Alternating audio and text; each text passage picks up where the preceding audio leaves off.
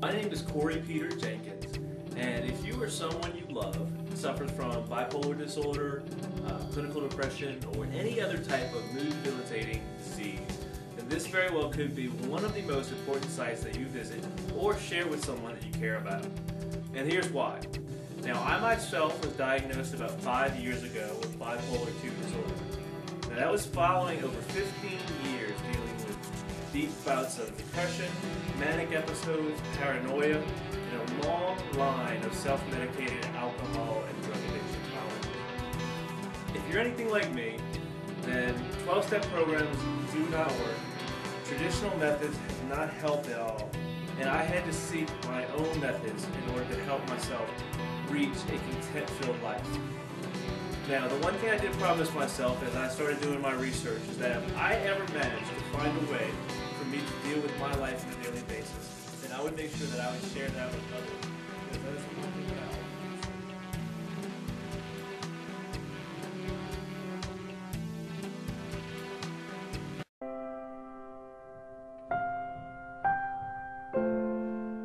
I I'm 56 years old, so when I became bipolar as a teenager, nobody had a clue. It wasn't until I was 47 that I was properly diagnosed. Just like a lot of people, we were clueless. Even though now we know there's, genetic depression, genetic mental illness in our family. It's nothing that anybody really paid attention to. So it's been a huge education, sobering. Jesse and Kalen, my nephew, are my heroes.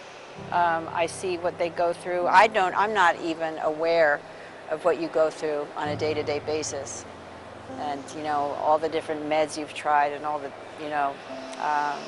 the fact that she's still here is a great testament of her strength as a human being. So. I was in the habit of trashing relationships with my wildness and, selling a house and buying another one and exchanging cars like once a year and, all that manic stuff. And then, of course, after the mania goes, after you've been up for days and nights, then depression sets in. The depression is sheer blackness. There is no out. There is no future. It's just blackness. You can't prevent yourself from getting manic. You can't prevent yourself from getting depressed. So, when it just becomes so painful that you have to do something about it, I think that's when you do. It has taken years to get to being as steady as I am now. When I called up Jessie and I said, are you willing to basically out yourself on a national television spot as living with bipolar illness? Are you willing to do that? And she said, without hesitation, she said, yes. And then we both kind of felt this feeling of relief almost, that we'll be there in this huge crowd in the middle of Grand Central Station. She wore that all day long. I got to experience my own little stigma because I was walking around with this, and all of a sudden I thought, oh my God. I got scared. Like everybody's gonna know my little secret. And it really surprised me because I don't usually care about speaking about it. So that's what Stigma's all about. I hope that it will comfort people who are mentally ill, and if they aren't getting help, it'll help them get help. I hope it wakes up people who are not mentally ill into realizing that, we really shouldn't be the brunt of a joke, or, it'll give them some understanding of what we go through. And then I was thinking also when we were doing it and this crowd started building up, I say 1 in 6 adults has a mental illness, and then you have this big crowd. And you looked at them and you thought, that's significant number of the people who go through this station right today are living with mental illness and might have it and haven't known that they have it. Maybe they'll go home and they'll be able to talk about something they hadn't been able to talk about before. It's just the beginning. Words are very powerful.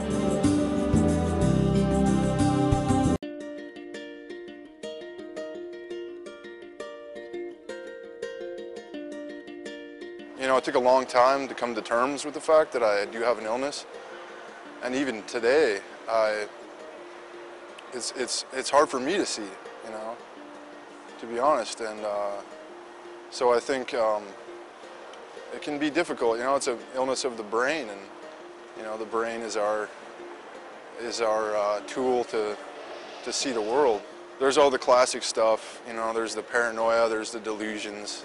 A lot of times for myself, it's the kindling effect that, you know, when I start to experience symptoms, it's almost as if the symptoms snowball, you know what I mean, and they become more and more powerful. You know, the paranoia feeds off of the delusions and vice versa, and it's just a big net in your mind that is sometimes really difficult to make sense of.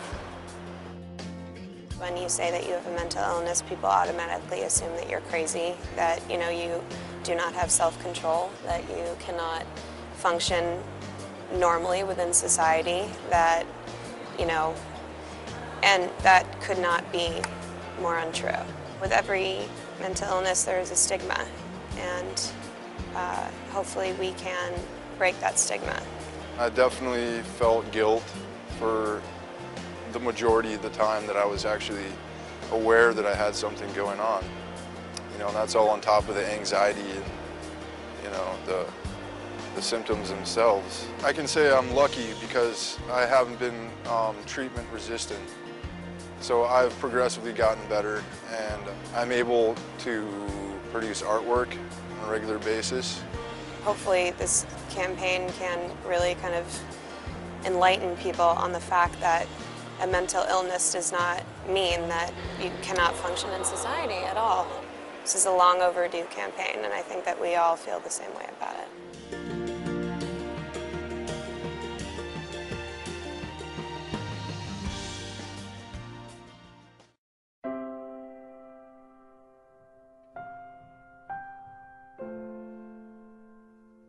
I'm 17 and Kaylin is 28.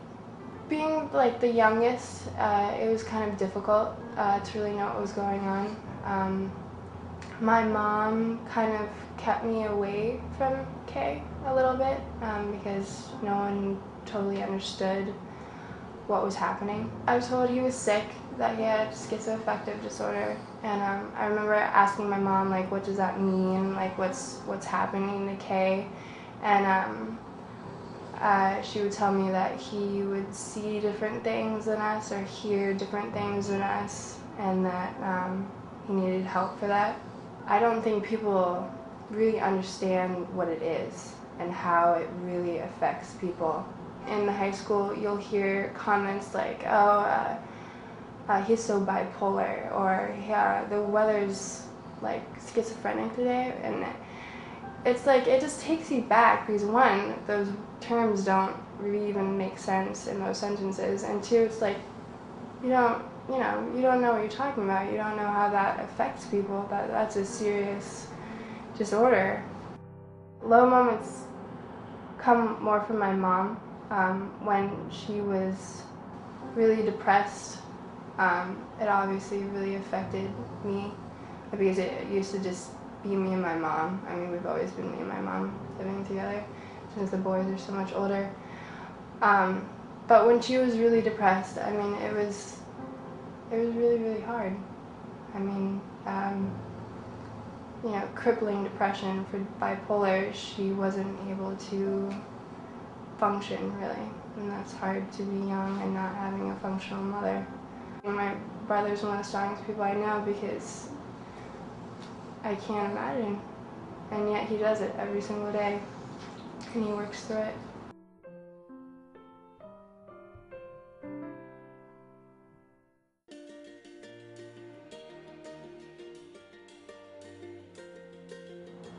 My brother is a very talented artist.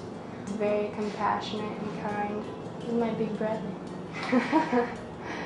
He's very loving, and he's awesome. He's one of the strongest and kindest people I know. My mom is also a very talented artist. She writes and takes photography. She's amazingly strong. She's very compassionate and kind, and she's funny. She's loving. She's my best friend. We're partners. To see her happy and functional and living a life is wonderful.